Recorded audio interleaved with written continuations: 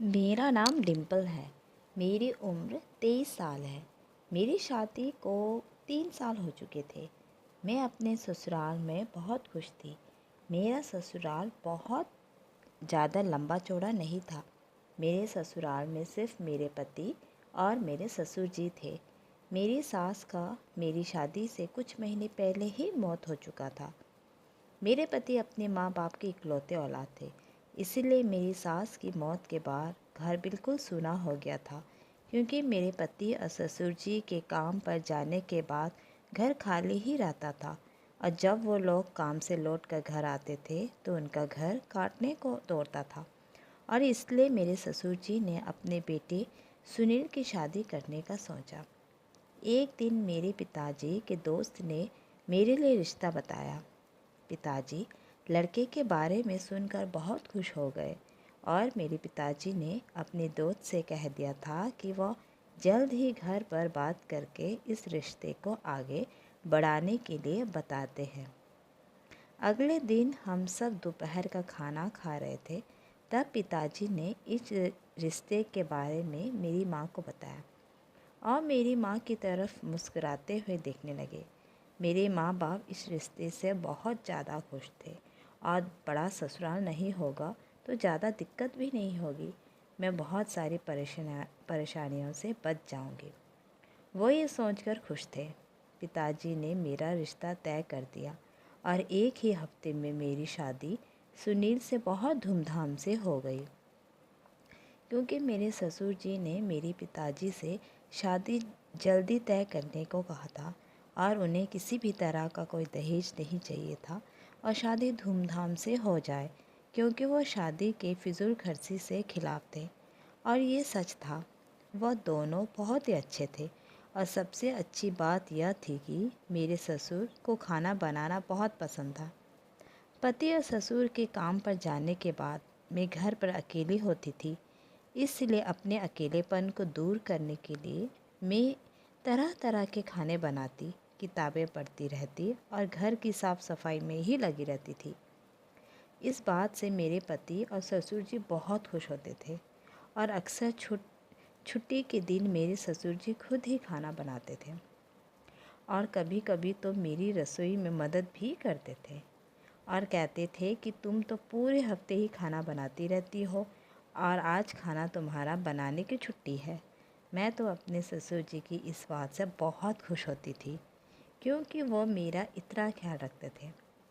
अगर कोई ये बात सुनता ही तो या देखता तो उसे मेरी किस्मत से जलन होने लगती, और शायद मैं खुद को खुशकिस्मत ही समझती थी।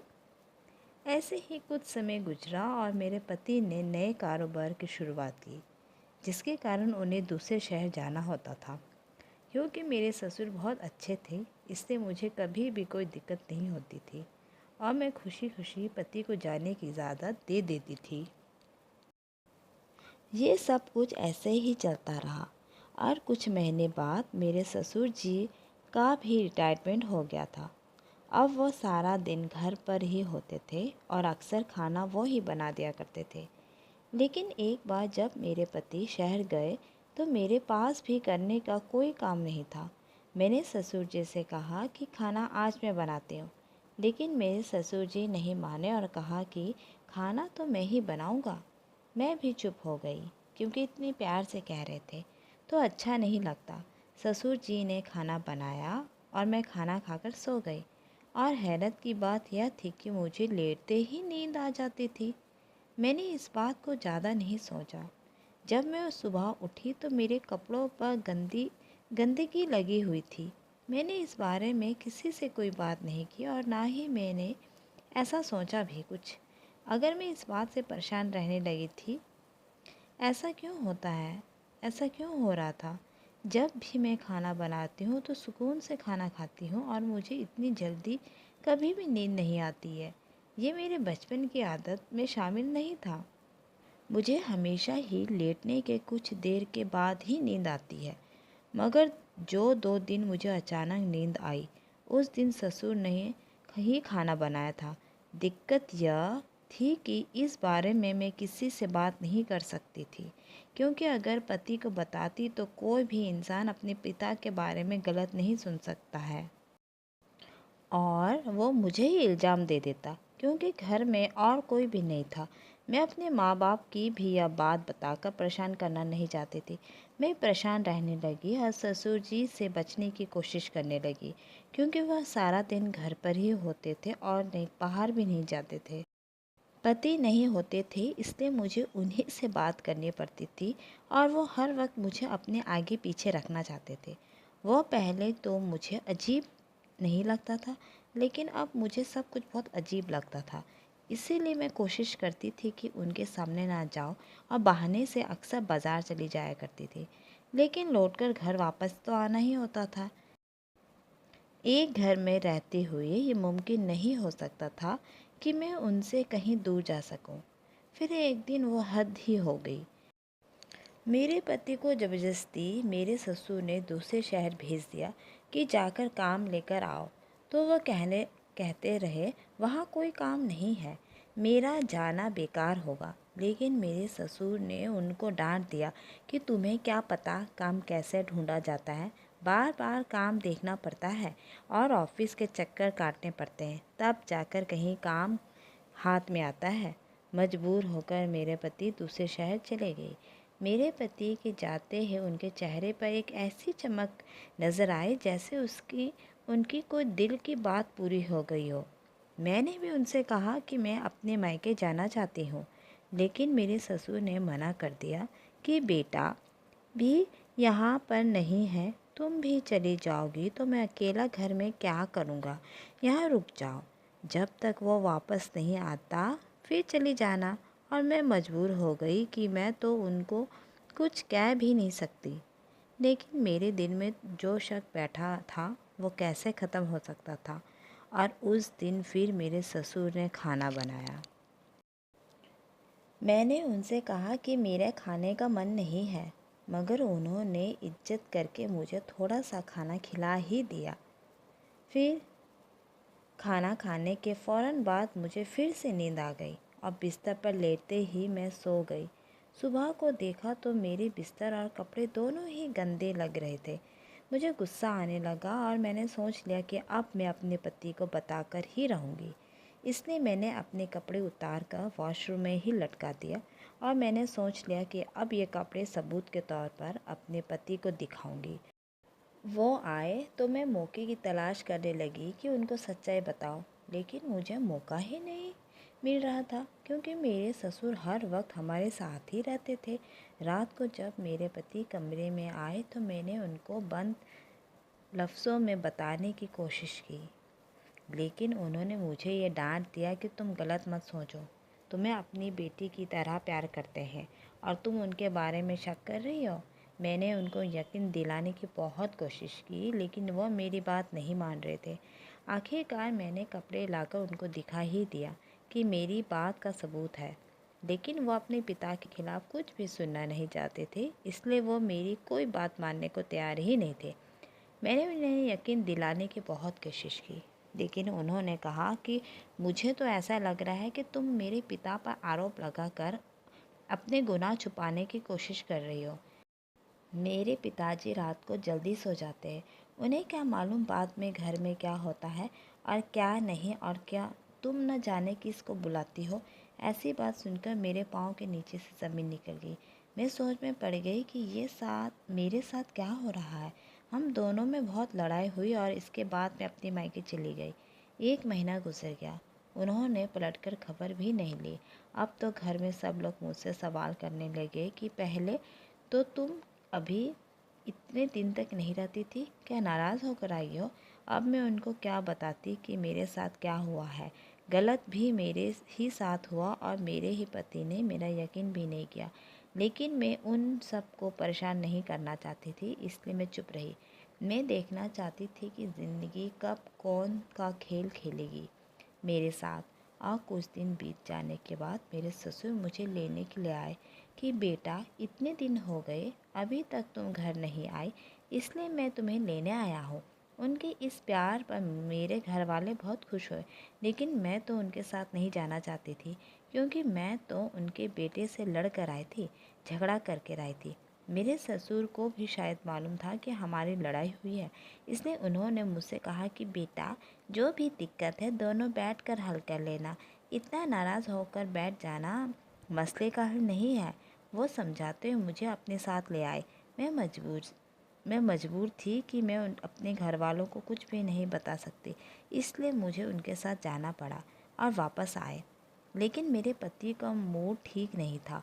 उन्होंने मुझसे बात भी नहीं की। किसी इंसान पर तुम शक कर रही हो, वही तुम्हें वापस लेकर आया है, वरना मैं तो कभी भी तुम्हें वापस लेकर नहीं आने वाला था।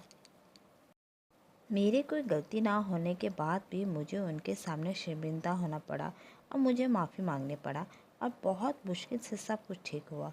अब मैं चुप रहने लगी थी और अपने पति से कोई बात भी नहीं करती थी। लेकिन मेरे ससुर का वही आदत था, वह खाना पकाते और अक्सर उनका खाना खाने के बाद मुझे नींद आ जाती। ये जो कुछ भी था मुझे समझ नहीं आ रहा था कि मैं क्या करूं। मैं जितना भी कोशिश कर लेती मुझे नींद ही आ जाती। मैं किसी से बात नहीं कर सकती थी। मुझे कुछ समझ में ही नहीं आ रहा था। ज़िंदगी अजीब होती जा रही थी और जैसे मैंने कभी सोचा भी नहीं था वैसे ही हो गई थी।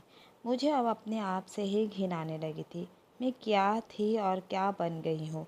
ज़िंदगी ऐसे बीत रही थी। मेरे ससुर को मेरी आदत का अंदाज़ा हो गया था, इसलिए मुझसे ज़्यादा बात नहीं करते थे। लेकिन खाना बनाने का सिलसिला इसी तरह चलता जा रहा था। और सच तो ये है कि मेरे ससुर के हाथ में बहुत स्वाद था। जो भी एक बार मेरे ससुर के हाथ का बना खाना खा लेता वो उनके खाने का दीवाना हो जाता था। मगर मुझे तो अब उनके खाने से घिन आती थी। जिंदा रहने के लिए खाना पड़ता था। 3 लोगों के घर में मैं अब अपने लिए अलग भी नहीं बना सकती थी।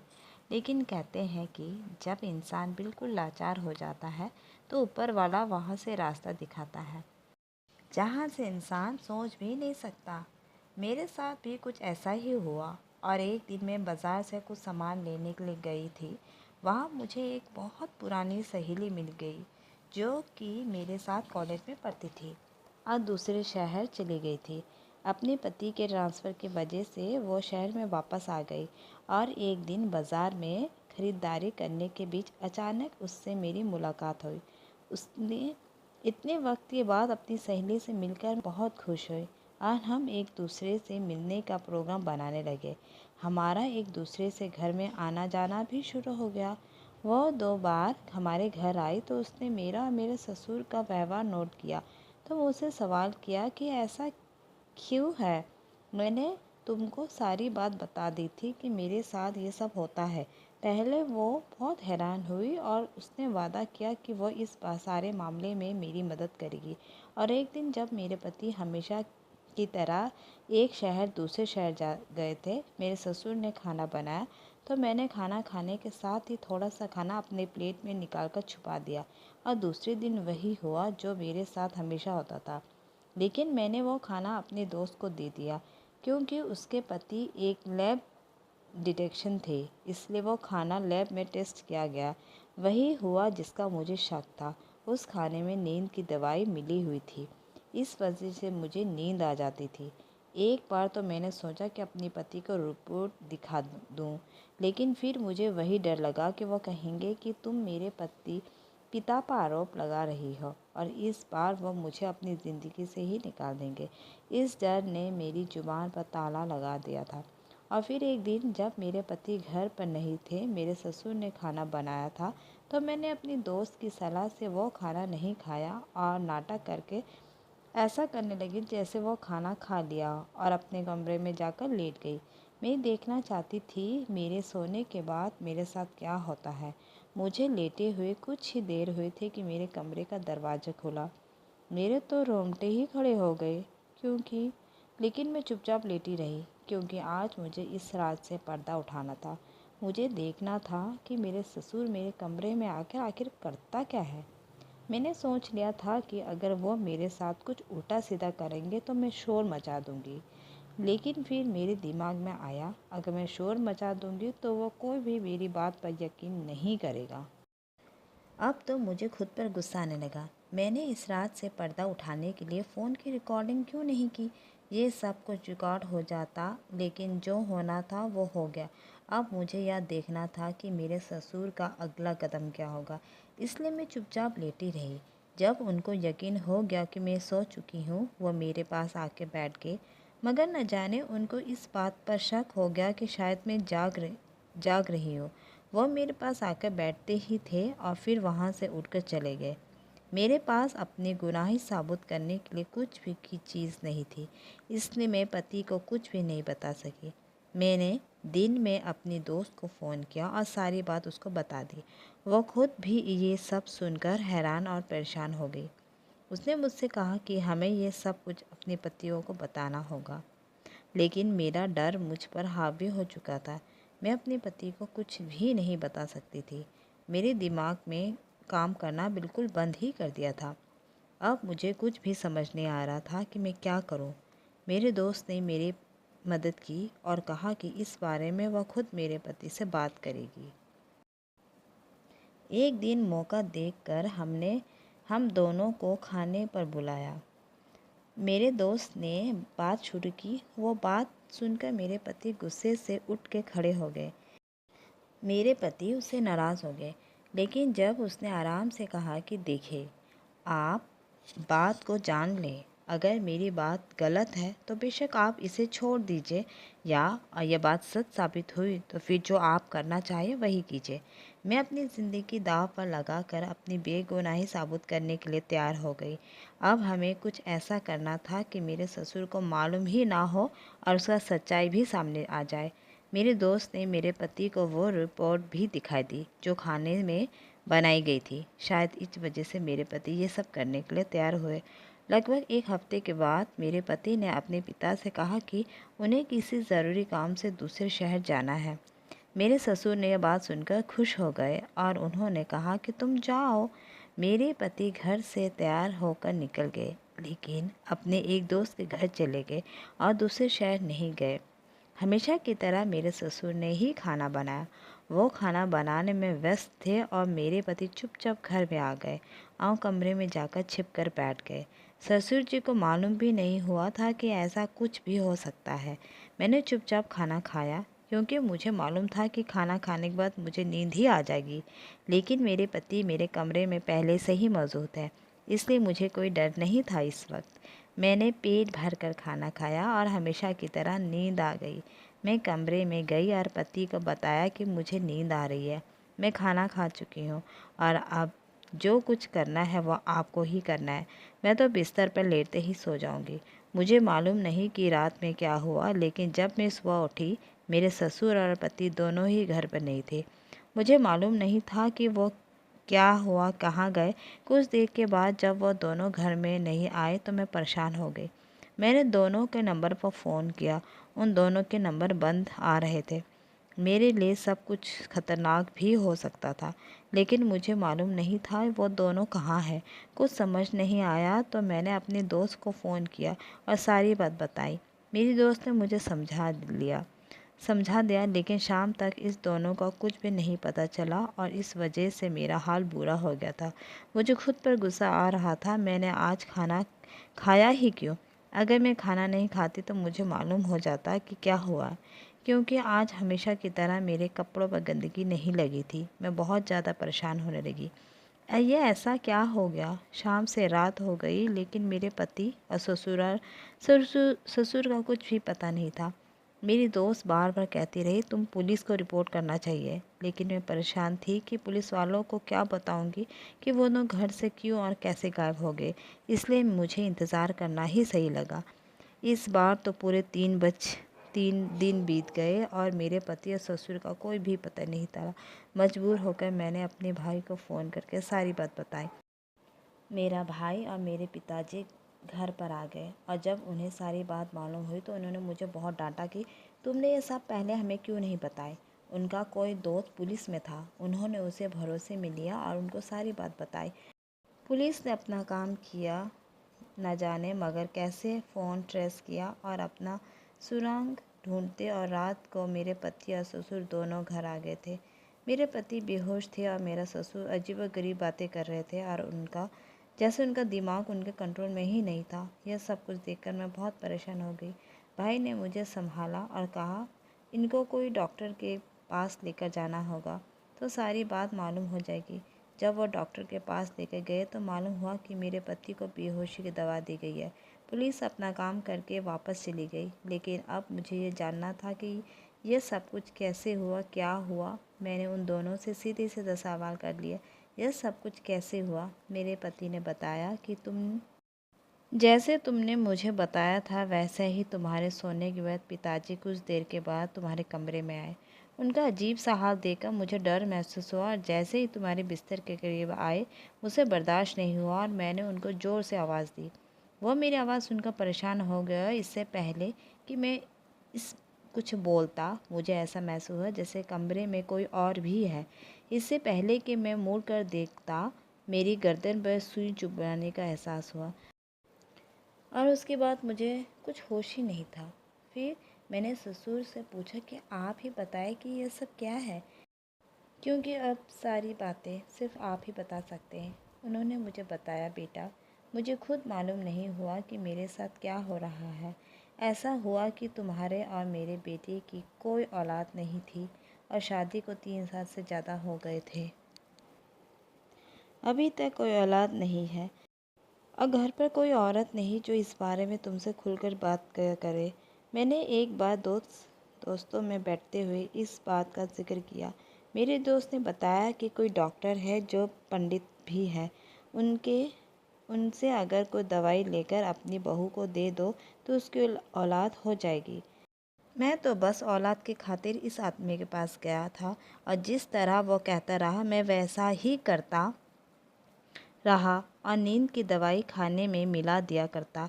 उसके बाद मुझे अलग अलग तरह के काम बताता रहता और मैं उन कामों को करता रहता। कभी तुम्हारे ऊपर से कुछ घुमा दिया करता था, तुम्हारे हाथों से मुर्गी की बलि करनी थी तो कभी कबूतर की।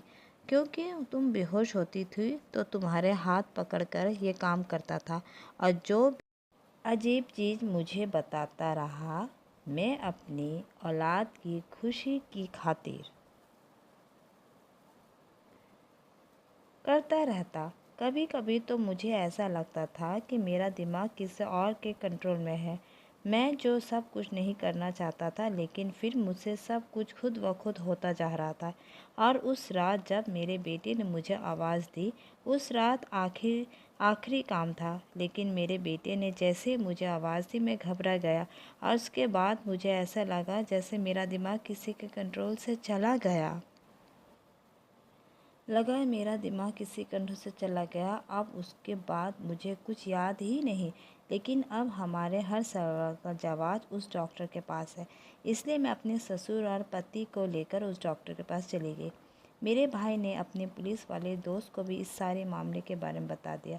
पुलिस भी वहां पर पहुंच गई। जब पुलिस ने उसको गिरफ्तार किया तो उसने बताया कि वो कोई डॉक्टर नहीं है, बल्कि वो तो सिर्फ एक तांत्रिक है और काले जादू में महारत रखा है। पढ़े लिखे लोग जादूगरों के पास नहीं जाते हैं, इसलिए वो डॉक्टर के रूप में रहता है। और जिस रात मेरे पति कमरे में थे, आखिरी काम था और वो खुद कमरे में भी मौजूद था। उसने बताया था कि आखिरी तंत्र से मेरी आत्मा उसके काबू में हो जाती, लेकिन शायद मेरी और मेरे पति की किस्मत अच्छी थी, इसलिए ऊपर वाले ने हमें आखिरी समय में मदद की और हम इतने बड़े श्राप से बच गए। मेरे ससुर और पति के साथ लेकर गया था, उनकी बलि देना चाहता था ताकि जो काम अधूरा रह गया था वह उसका पूरा हो जा सके। कहा जाता है कि हमेशा आंखें देखा सच नहीं होता और गलत काम अगर अच्छे नियत से भी किया जाए तो उसका नुकसान होता है। खुशियाँ तो ऊपर वालों से मांगनी चाहिए, क्योंकि खुशियाँ सब ऊपर वाला ही दे सकता है दोस्तों।